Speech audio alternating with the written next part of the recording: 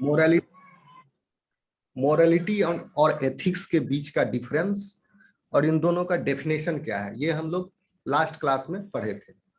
Okay, तो उसके वजह से, क्योंकि मोरालिटी जो है वो आपका पर्सनल है, वो आपके विवेक से आता है, यह काम करना चाहिए या नहीं करना चाहिए। और एथिक्स जो है वो कहाँ से आता है, कानून से आता है, सेट ऑफ प्रिंसिपल से आता है, उस सोसाइटी ने जो तय कर दिया है नियम कायदे, वहां से आता है एथिक्स। मेरी आवाज आ रही है आप लोगों तक? जी सर।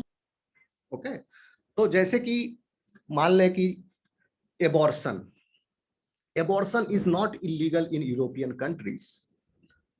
ओके, जैसे कि अगर कोई मेटाबॉलिक डिसऑर्डर हो गया, suppose muscular dystrophy syndrome MDM, और उसका, क्योंकि हमारे कंट्री में प्रैक्टिस नहीं है, लेकिन यूरोपियन कंट्रीज में जो डेवलप कंट्रीज है वहां प्रैक्टिस है कि during pregnancy only they screen for some of the more than 20 kinds of metabolic disorders. If it is present in the child, in the fetus, then the abortion is allowed, even if the pregnancy has gone beyond 12 weeks.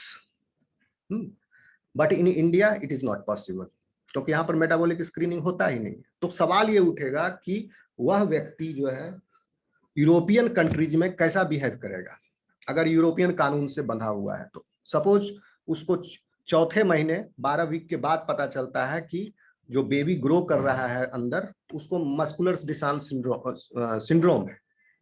तो इसका मतलब क्या हुआ कि hardly baby will survive for 12 years, वो भी बहुत कष्ट में आफ्टर बर्थ। तो क्या करेगा वो पर्सन, क्योंकि उस सोसाइटी में, यूरोपियन सोसाइटीज में ये अलाउड है एबॉर्शन इन सच केस, इवन 12 हफ्ते के बाद भी अगर पता चला तो इन स्पेशल सर्कमस्टांसेज और वो डॉक्टर्स की निगरानी में दैट इज अलाउड, वो अलाउ कर देंगे। ठीक है, इंडिया में अलाउ नहीं करेंगे। तो अगर कोई पर्सन यूरोपियन कंट्रीज में अगर उसको पता लग गया उसके बाद भी एबॉर्शन नहीं कराएगा, तो that means he is ethically wrong there. ठीक है, लेकिन इंडिया में एबॉर्शन नहीं कराना इज एथिकली करेक्ट, और एबॉर्शन करवा लेना, क्योंकि उसको लाइफ थ्रेटनिंग डिजीज है ग्रोइंग फीटस को, तो एबॉर्शन करवा लेना विल बिकम एथिकली रॉन्ग। लेकिन अब सेकेंड सिनेरियो को देखिए कि मोरालिटी इसमें कहां एग्जिस्ट करता है।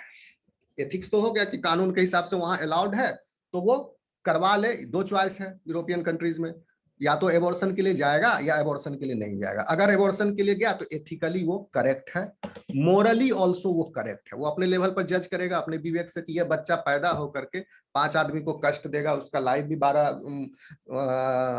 12 साल से ज्यादा हार्डली वो जिएगा, और जब तक जिएगा वो सिर्फ कष्ट में ही जिएगा, रोते बिलखते ही।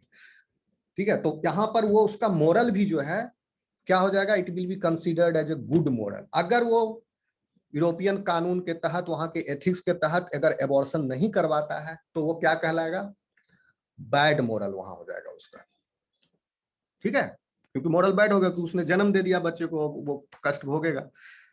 इंडिया में क्या होगा, एथिक्स के हिसाब से अगर एबॉर्शन करवाया, अलाउ तो नहीं कर रहा है कानून यहाँ का, फिर भी एबॉर्शन करवाया तो क्या हो गया, कानून के हिसाब से गलत।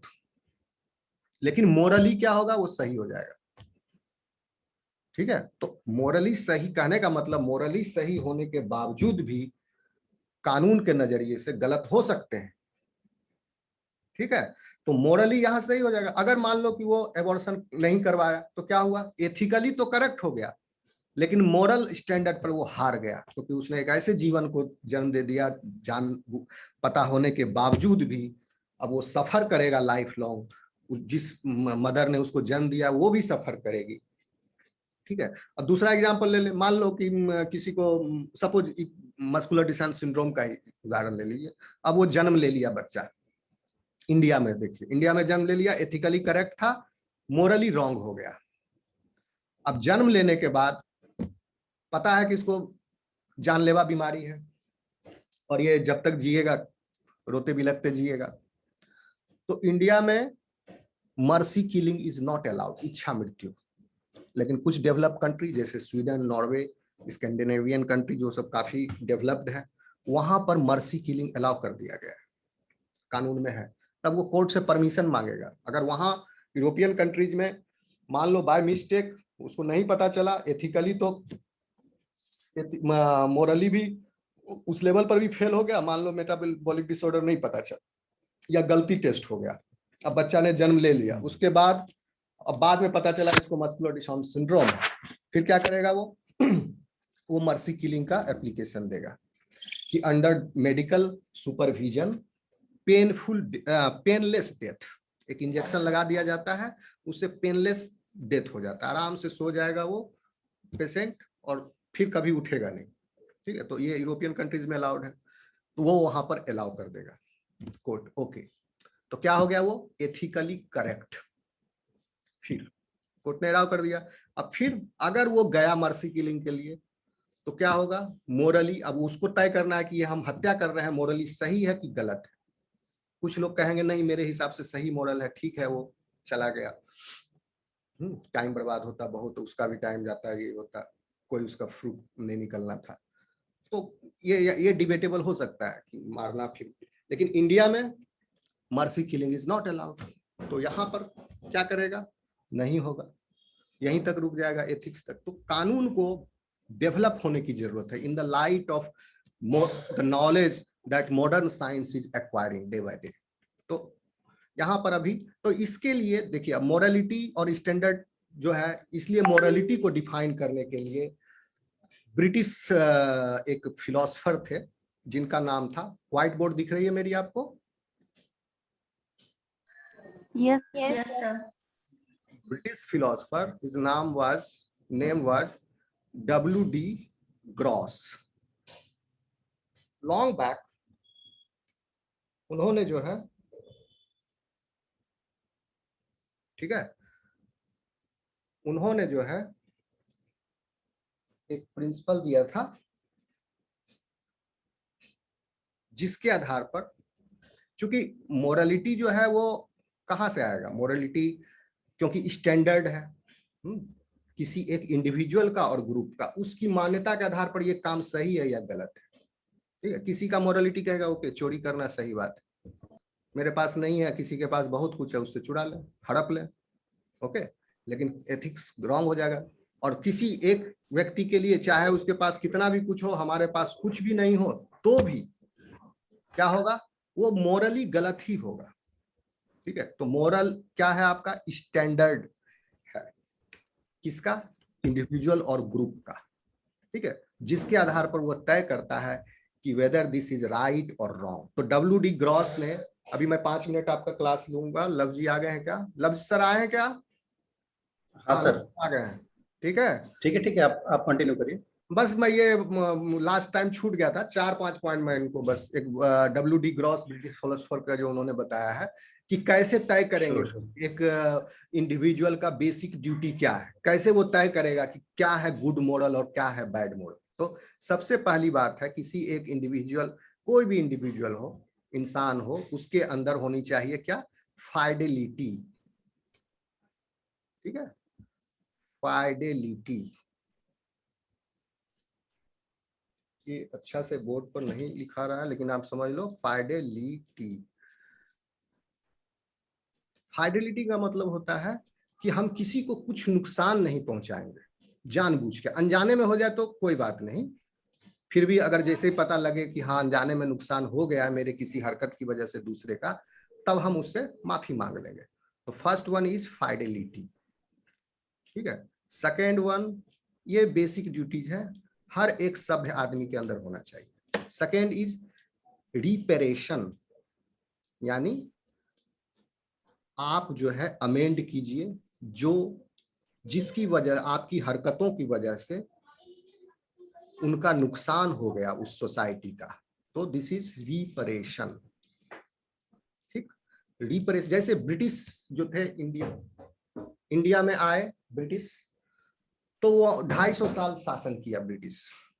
ठीक है, तो अब सभ्य ब्रिटिशर्स जो हैं उनसे सवाल करते हैं आज के जनरेशन के ब्रिटिशर, इवन हमारे शशि थरूर जी भी, कि British should pay रिपेरेशंस to India.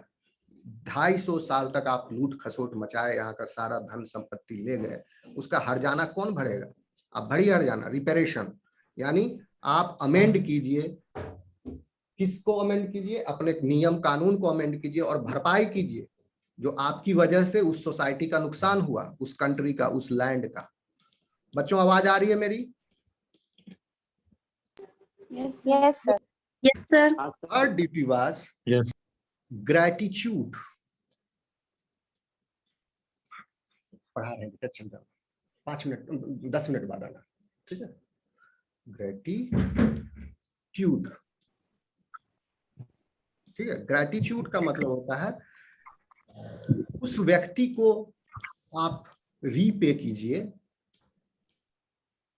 जिसने आपकी मदद की है। यानी कोई व्यक्ति आपकी निस्वार्थ भावना से मदद किया। मान लिया आप रोड पर जा रहे हैं, आपके गाड़ी का पेट्रोल खत्म हो गया, कोई बगल से जा रहा है भला मानस, वो रोका, आपसे प्रॉब्लम पूछा, क्यों आप इस सुनसान अकेले रास्ते में हैं?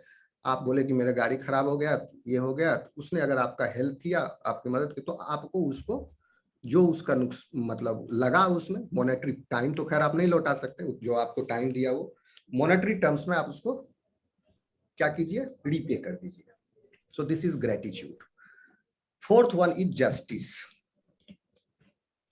ठीक है? जस्टिस हुआ कि treating people as well as others, ठीक है? ट्रीटिंग पीपल जो कि वो डिजर्व करते हैं। जैसे मैं अगर शिक्षक हूं तो मैं जस्टिस करूंगा अपनी तरफ से। मैं जो अच्छे स्टूडेंट्स होंगे, ठीक है, अगर ऐसे कॉपी आए जिसमें अच्छा से सब लिखा हुआ है तो मैं उसको अच्छा नंबर दूंगा। ऐसा नहीं कि उसको कम नंबर दे दूंगा। जिसका कॉपी अच्छा से लिखा हुआ है, भरा हुआ है, आंसर टू द फैक्ट है, एकदम अच्छा से लिखा हुआ है, उसको मैं कम नहीं दे सकता हूँ, ये मैं जस्टिस करूंगा। या वैसा स्टूडेंट जिसने बहुत ही खराब लिखा है पेपर, आंसर शीट, ठीक है, तो उसको ऐसा नहीं है कि खूब नंबर दे देंगे रूबी राय के जैसा, ओके? अगर वो फेल करने लायक है तो फेल ही होगा। अगर 2-3 नंबर का हेरफेर या 4 नंबर के हेरफेर से फेल और पास का फैसला हो रहा है, तब वहां लीनियंसी देख सकते हैं, किसी किसी क्वेश्चन में आंसर में 1-1, 2-2 नंबर बढ़ा भी सकते हैं। लेकिन अगर ज्यादा गैप से फेल हो रहा है, यू कांट ग्रेस हिम, वहां जस्टिस। इसी तरह आप लोगों को भी, जो भी सिटीजन्स हैं, उनको ऐसा ही बर्ताव रखना चाहिए, ठीक है? ये चौथा हो गया। इसको मिटा दूं मैं? आप लोग समझ गए? Yes, sir. ओके, तो फिर 2 पॉइंट रह गया, उसके बाद लव सर कंटिन्यू करेंगे। Fifth one is beneficence. Beneficence का मतलब होता है जितनी आपकी सुविधा हो, जितना आपका सामर्थ्य हो, उस हिसाब से आप समाज को मदद कीजिए। जैसे अभी कोरोना टाइम में बहुत लोग खाना बांटने निकल गए, अपने तरफ से मास्क बांट रहे हैं, सैनिटाइजर बांट रहे हैं, खुद पर्सनल लेवल पर। सरकार का इसमें कोई भी इन्वॉल्वमेंट नहीं है, ठीक है? तो ऐसा जरूरी नहीं कि सरकार ही सारा काम करे। अभी जब बाढ़ आपदा आ रहा है तो पर्सनल लेवल पर भी या सोसाइटी के लेवल पर भी एनजीओ ये सब आगे आकर के उसमें हेल्प कर रहे हैं। तो ये होना चाहिए बेनिफिसेंस। कैसे आपके घर पड़ोस में आग लगा है और आप चैन से सो सकते हैं? नहीं सो सकते, तो बेनिफिसेंस होना चाहिए, तभी सभ्य कहलाएंगे। फिर इन 5 क्वालिटीज होने के बाद भी humans are not perfect, to err is the human. गलती करना हमारी आदत है, तो क्या करना है? कंटिन्यूअसली सेल्फ इंप्रूवमेंट पर फोकस करते रहना है। यानी हम जो भी काम करेंगे, हो सकता है उसमें बहुत सारी गलतियां होंगी, उन गलतियों को हम उससे सबक लेंगे और उसको रेक्टिफाई करने की कोशिश करेंगे, तभी वो गलतियां बच सकेंगी आगे रिपीट ना होने से। यानी हम क्या करेंगे कि बेटरमेंट की तरफ जाएंगे, अपने आवर सेल्फ्स और साथ में अपने अगल बगल के लोगों को भी हम बेटरमेंट करेंगे। और वह बेटरमेंट ऐसा नहीं होना चाहिए कि on the cost of others, यानी किसी का छीन लिए और हम खुद खा गए। ऐसा नहीं होना चाहिए, किसी का लूट लिए और फिर ऐसा नहीं। सेल्फ इंप्रूवमेंट का यहाँ ये मतलब नहीं है कि दूसरे को हार्म पहुंचा के सेल्फ इंप्रूवमेंट कीजिए। सबका फायदा पहुंचाते हुए, जिसमें सबका कल्याण हो, वैसा काम कीजिए और फिर इंप्रूव कीजिए। होप कि आप ये 6 basic duties for a human being, civilise human being, आप समझ गए होंगे। Love sir. Yes, sir. Sir आप हाँ, सर। अब कंटिन्यू करिएगा। हाँ, आप स्क्रीन शेयरिंग मेरे को अलाउ कर दीजिए। क्या बोले सर? स्क्रीन शेयरिंग अलाउ कर दीजिए मेरे को। हाँ हाँ हाँ हाँ, सही सही। ये रिकॉर्डिंग चल रहा है ना, था ना? हाँ, रिकॉर्डिंग चल रहा है।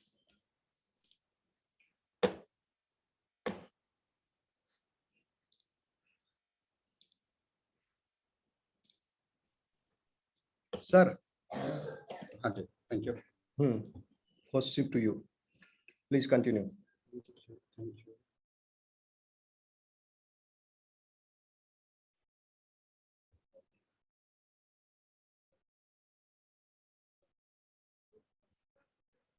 Just a second.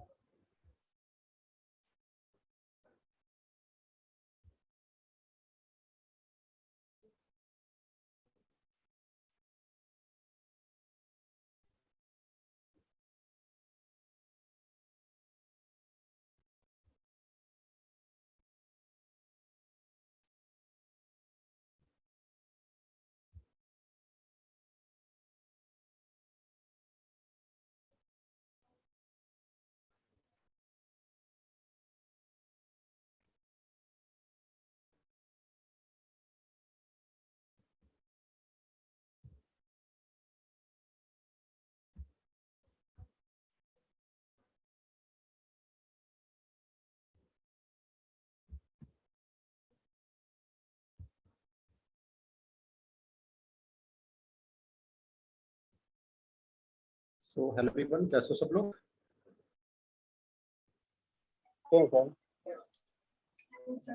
So we are here to discuss about AECC2, right? Human values and professional ethics, as well as gender sensitization, right?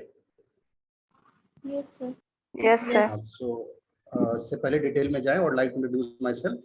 I am doctor love Singh, head department of botany, RDNDC college.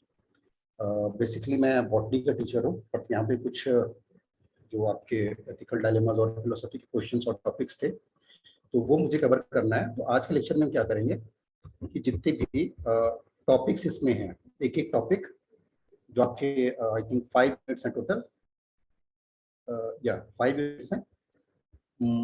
आपको मैं sir ने काफ़ी कुछ brief किया होगा, but मैं इसको अपने वे में तरीके से पूरे टॉपिक को बताऊंगा कि कैसे हमें इसको कवर करना है और क्या अप्रोच होनी चाहिए हमको इसके स्टडी के लिए। तो देखो, सबसे पहले जो आपके टॉपिक हैं, तो पहला है moral issues, principle, ethics and morality. दूसरा है about corporate life, corporate ethics. तीसरा है आपका professional ethics, like at work place आपका बिहेवियर कैसा होना चाहिए। उसके बाद जेंडर का ओवरव्यू है, काफ़ी डिबेटेड और काफ़ी हॉट टॉपिक। उसमें हम कई सारे एग्जाम्पल्स देखेंगे जहाँ पे जेंडर डिस्क्रिमिनेशन होता है और कैसे सोसाइटी ने उसको इनिशिएटिव्स लिए हैं इम्प्रूव करने के लिए, और क्यों जेंडर इतना डेवलप्ड होने के बावजूद भी इंडिया में आज भी जेंडर डिस्क्रिमिनेशन होता है, डिस्पाइट द फैक्ट कि कॉन्स्टिट्यूशंस में सेवरल आर्टिकल्स हैं, सेवरल प्रोविजंस हैं जो ये कहते हैं कि every person, be it man और human, is equal irrespective of caste, sex etcetera और प्लेस ऑफ बर्थ। बट फिर भी चाहे वो कास्ट के लेवल पे हो, चाहे वो जेंडर के लेवल पे हो, चाहे वो रिलीजन के लेवल पे हो, उसमें डे टू डे लाइफ में आप डिस्क्रिमिनेशन देखते हो। तो उसको हम कॉन्स्टिट्यूशनल के बजाय एथिकल इश्यूज पे ज्यादा फोकस करेंगे। और जो लास्ट आपका यूनिट है उसमें है कंटेम्परेरी पर्सपेक्टिव, लाइक आज के टाइम में क्या सिचुएशन है, कैसे जेंडर का पार्टिसिपेशन और जेंडर को इक्वल राइट देना is becoming a issue and challenge. What are the various constitutional and legal provision, क्या क्या मीडिया में इसके लिए प्रोविजंस हैं, क्या क्या जो कंपनीज हैं, प्राइवेट स्पेयर हैं, वर्किंग प्लेस है, वहां पे क्या क्या फैसिलिटीज और क्या क्या प्रोविजंस हैं जेंडर्स को इक्वल ट्रीटमेंट के लिए। तो ये 5 आप यूनिट हम लोग पूरा डिस्कस करेंगे। तो जो सबसे पहले देखो, जो हमें लगता है आपको सबसे पहले जानना पड़ना चाहिए, वो है holistic approach of corporate ethics या टू कॉर्पोरेट एथिक्स। तो इसमें फॉर टाइम बिंग आपको कॉर्पोरेट एथिक्स के बारे में सोचना ही नहीं चाहिए। आप इसमें ध्यान से देखो तो कुछ नाम इसमें दिए हुए हैं, Tagore ethics, Vivekananda ethics, Gandhi ethics, Aurobindo ethics. आपको पहले ये सोचना चाहिए कि यहाँ इन लोगों के नाम क्यों हैं? नीतीश कुमार एथिक्स, हमारे जो ऑनरेबल चीफ मिनिस्टर हैं, या माननीय हमारे पूर्व मुख्यमंत्री जी लालू जी हैं, लालू एथिक्स, या फिर कोई जो कंटेम्परेरी लोग हैं लाइक आपके होम मिनिस्टर के नाम का एथिक्स, या फिर आपका जो एमपी होगा, या इनफैक्ट जो मतलब नोटोरियस लोग हैं like there are several terrorist in India as well as outside India, उनका नाम यहाँ पे क्यों नहीं मेंशन है? तो पहले तो आप ये सोचो कि इन लोगों के नाम यहाँ पे क्यों मेंशन है? टैगोर, विवेकानंद, गांधी और अरविंदो, कोई बताओ ये इन लोगों का नाम यहाँ पे क्यों मेंशन है? किसी पॉलिटिशियंस का कंटेम्परेरी क्यों नहीं इसमें मेंशन है? एनीवन? कोई जवाब दो इसका। सुन तो रहे हो आप सब लोग ना?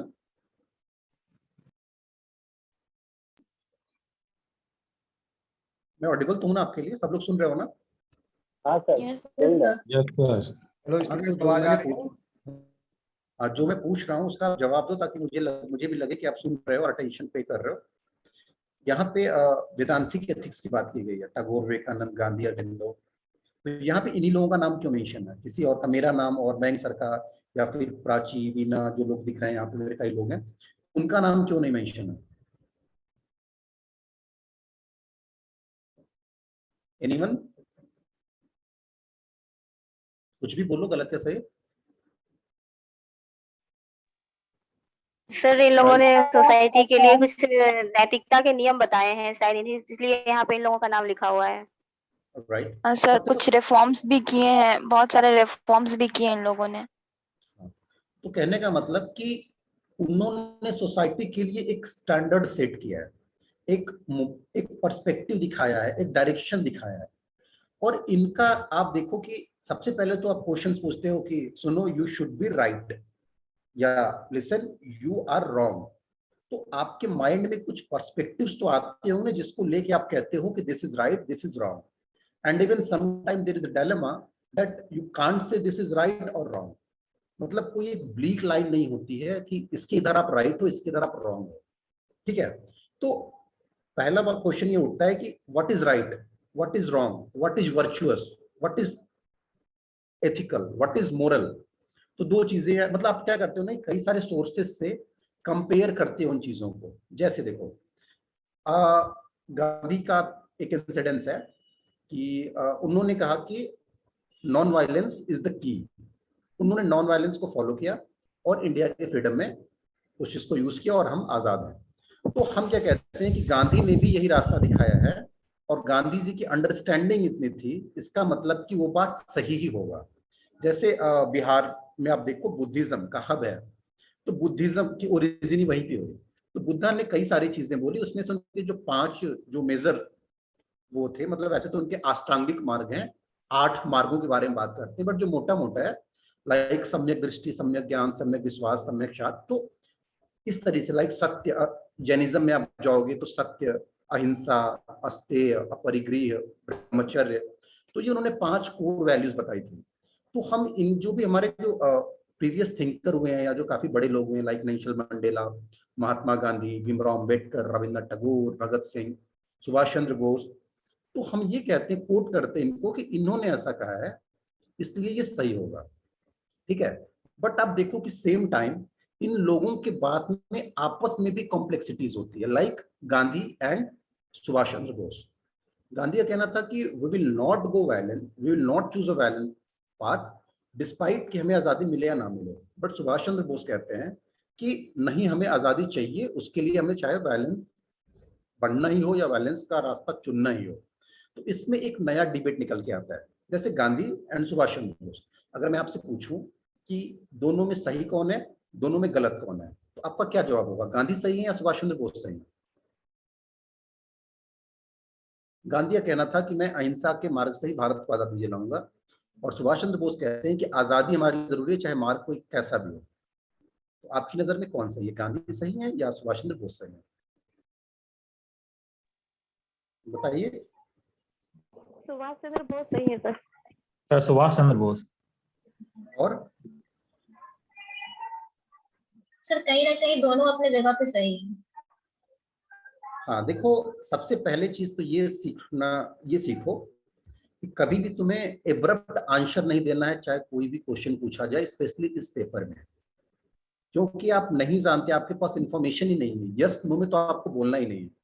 आपने कहा सुभाष चंद्र बोस सही है, इसका मतलब आप ये कह दिए उसी मोमेंट कि गांधी का पाथ सही नहीं था, जबकि देश आजाद ही गांधी के पाथ से हुआ है। तो Yes, इसमें sir. क्या हो, इसमें फिर क्या है ना कि आप चूज नहीं कर सकते, आपसे बार बार क्वेश्चन पूछा जाएगा कि इन योर ओपिनियन गांधी का जो रोल था वो सुभाष चंद्र बोस से ज्यादा था, आपका क्या कहना है? तो आप कहोगे कि हाँ आप सही कह रहे हो, लेकिन सुभाष चंद्र बोस के बिना भी नहीं होता या गांधी के बिना भी नहीं होता। होता क्या है कि देखो, कोई भी चीज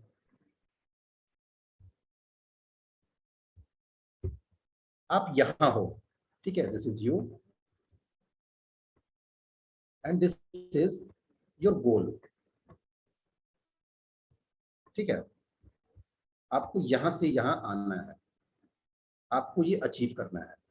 जैसे this is India and this is freedom of India या इंडिया की इंडिपेंडेंस। तो गांधी ने ये पाथ लिया और सुभाष चंद्र बोस का कहना था कि हमें ये पाथ चूज करना चाहिए। गांधी का कहना था कि सिर्फ मेरे लिए यही इंपॉर्टेंट नहीं है, सिर्फ स्वतंत्रता ही इंपॉर्टेंट नहीं है, हम किस रास्ते से आ रहे हैं ये भी इंपॉर्टेंट है। सॉरी, इसको आप कह सकते हो this is and and this is path या मीन, ठीक है। सुभाष चंद्र बोस का क्या कहना था कि this is important, goal is important, not the mean which we are choosing, ठीक है। तो आप यहां देखो कि यहाँ पे ही आपको कोई चीज सही है या गलत है, इसको आप दो तरीके से चूज कर सकते हो कि सामने वाला आदमी चाहता क्या है। सामने वाले आदमी के लिए अंत ही इंपॉर्टेंट है या सामने वाले आदमी के लिए वो जिस रास्ते से वो काम कर रहा है वो भी इंपॉर्टेंट है। जैसे मैं अगर आपसे पूछूं कि क्या आप चोरी करके करोड़पति बनना चाहोगे, जिसने सुभाष चंद्र बोस चूज किया था, आप बताइए, क्या आप चोरी करके करोड़पति बनना चाहोगे? जवाब दो। जिसने नो सर। तो इसका मतलब आपका कहना है कि हमें करोड़पति तो बनना है लेकिन चोरी करके नहीं, यानी हमें रास्ता गलत नहीं अपनाना है, चाहे वो हमें मंजिल मिले या ना मिले, ये कहना चाह रहे हो ना। तो यहीं पे देखो, आप देखो कि कुछ लोगों के लिए सिर्फ मंजिल इंपॉर्टेंट होता है कि हमें वो चीज चाहिए, चाहे जितने भी आपके क्रिमिनल्स हैं, चाहे जितने भी आपके टेररिस्ट हैं, उनको इससे नहीं फर्क पड़ता कि वो क्या रास्ता अपना रहे हैं, वो कितने बेगुनाह लोगों की जान ले रहे हैं। उनका मकसद है कि मुझे सामने वाले देश को बर्बाद करना है और वहां के अंदर दहशत फैलाना है। तो एक ये रास्ता हो गया, एक वो लोग हो गए जो रास्ते कोई परवाह नहीं है। दूसरे वो हुए कि जिनका कहना है कि हम रास्ता भी सही ही अपनाएंगे। बट यहाँ पे देखो, कभी कभी क्या होता है कि ये रास्ता भी सही है, ये रास्ता भी सही है, क्योंकि सुभाष चंद्र बोस को आप नहीं कह सकते कि उन्होंने रास्ता गलत चुना। बट अगर आप, फिर से मैं बता रहा हूं, अगर आप जो मीन है और जो एंड है दोनों को इक्वल इंपॉर्टेंस देते हैं तो you will not choose this path. But if for you and is important, चाहे रास्ता कोई भी हो, तो आप हमेशा इसको चूज करोगे। देखो कहने का मतलब था कि एथिक्स में, मोरालिटी में कोई भी चीज ब्लैक एंड व्हाइट में नहीं होती, कोई भी चीज एकदम सही नहीं है और कोई भी चीज एकदम गलत नहीं है। एक मैंने आपको गांधी और सुभाष चंद्र बोस एग्जाम्पल से दिया, दूसरा मैं आपको एग्जाम्पल दे रहा हूं। सपोज देवराज है यहाँ पे, this is Devraj, Devraj mind मत करना, चाहे जैसा भी डायग्राम हो, ओके। ठीक, ठीक है, दिस इज देवराज, राइट। ये एकदम हेल्दी हैं, इनकी बॉडी की जितनी भी ऑर्गन्स, लीवर, किडनी, सब एकदम फंक्शनल है, 100% फिट है। और यहाँ पे एक मिस्टर एक्स हैं, उनको किडनी की प्रॉब्लम है, वाई हैं, उनको लंग की प्रॉब्लम है, जेड हैं, उनको हार्ट की प्रॉब्लम है, ऐसे ही एबीसीडी और लोग हैं। और इन सब लोगों को ये ऑर्गन मिल जाए अगर, तो ये इनकी जान बच जाए, और अगर नहीं मिलेगा तो ये लोग मर जाएंगे। आप में से कोई एक गया, बोला देवराज एक काम करो, एक तुम्हारे अकेले की जिंदगी थोड़ी इंपॉर्टेंट है, सब लोगों को अपने ऑर्गन्स डोनेट कर दो तुरंत के तुरंत, सारे के सारे लोग बच जाएं, एक तुम्हारे मरने से देखो इतने लोग सरवाइव कर रहे हैं। तो ये बताइए, जिसने देवराज को ये सजेशन दिया वो सही है कि गलत है? सपोज स्नेहा ने देवराज को बोला कि ये तुम जितने भी ऑर्गन्स हैं इनको डोनेट कर दो और इन सब लोगों को जिंदा रख दो, तुम मर जाओ। तो ये जो स्नेहा का सजेशन है, दिस इज राइट और रॉन्ग?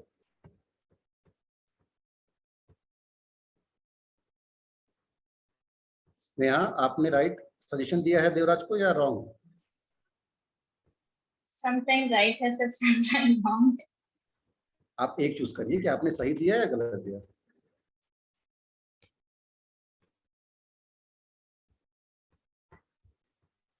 इस सिचुएशन में जिसमें आप हो स्नेहा, उसे कहते हैं डायलेमा। Dilemma, yes. ये एथिक्स, पूरी एथिक्स ही इसी पे बेस्ड है। हम एथिक्स का यूज ही करते हैं जो डायलेमा वाले सिचुएशन में, जब हमें समझ में नहीं आता कि करना क्या है, तब हम एथिक्स को यूज करते हैं। ठीक है, अब देखो यहाँ पे दो पर्सपेक्टिव हैं। एक पर्सपेक्टिव है यूटिलिटेरियनिज्म का, जो लोग फिलोसफी में उन्होंने पढ़ा होगा, दो लोग थे बेंथम और मिल, उन्होंने थ्योरी दी थी यूटिलिटेरियनिज्म। इसको हम डिटेल में बात करेंगे, जस्ट मैं आपको ब्रीफ कर रहा हूँ। इनका कहना था maximum good in maximum number, यानी जितने ज्यादा लोग बच सके हैं बचाओ, ये जिंदा रहे या ना रहे उससे कोई दिक्कत नहीं है, लेकिन ये नंबर जितना ज्यादा रहेगा, अगर यहाँ पे 1:10 का रेशियो है, एक लोग के मरने से 10 लोग बच रहे हैं, तो आई विल गो फॉर 10। इनका ये थिंकर थे। बट दूसरे थे कांत, इमैनुअल कांत, वो हमेशा इंडिविजुअल लिबर्टी की बात करते हैं। उनका कहना था कि इन लोगों का ऑर्गन खराब है, तो इसमें इस भाई की क्या गलती है, देवराज की क्या गलती है, इसको तो जीने का अधिकार पूरा है ना।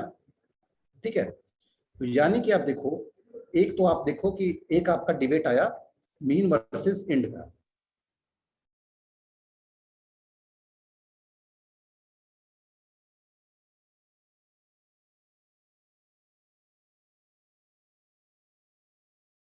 वो आया इंडिविजुअल वर्सेस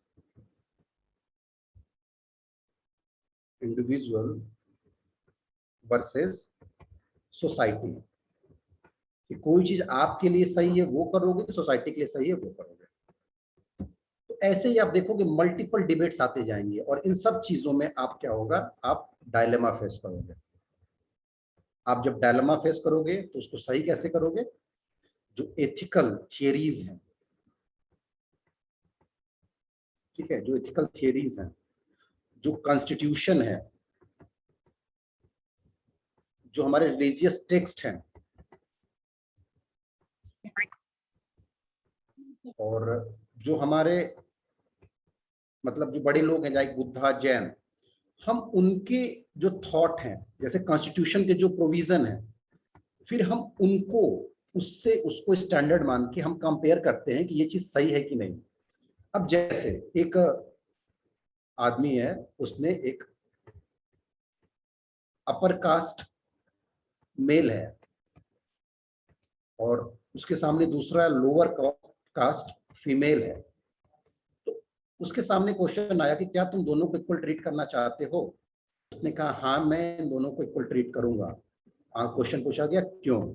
ये तो हमारे सो कॉल्ड जो लेटर वैदिक सोसाइटी थी उसमें तो ऐसा नहीं है, मेल और फीमेल को बराबर ट्रीट नहीं करना है, बट तुम फिर भी क्यों इनको बराबर ट्रीट कर रहे हो?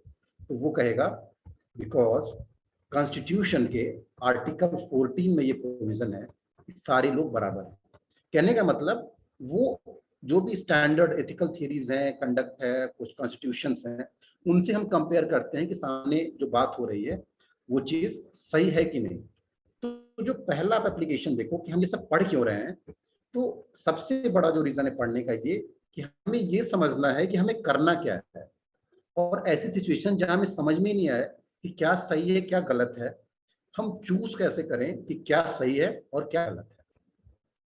तो हम पूरा जो एथिक्स, इंटेग्रिटी, मोरालिटी, सर ने जो 4-5 चीजें बताई आपको, selfishness, righteousness, compassion, empathy, conscience, conflict of interest resolution, इस सब चीजों में हेल्प करने के लिए हम ये सब चीजें जानना चाहते हैं। ओवरऑल हम एक अच्छा इंसान कैसे बने, उसके लिए हम ये सब पूरी पढ़ाई करते हैं या पढ़ रहे हैं। तो सबसे पहले देखो, आप दो टर्म यहाँ पे आया उठ के, एक आया है मोरल और दूसरा आया है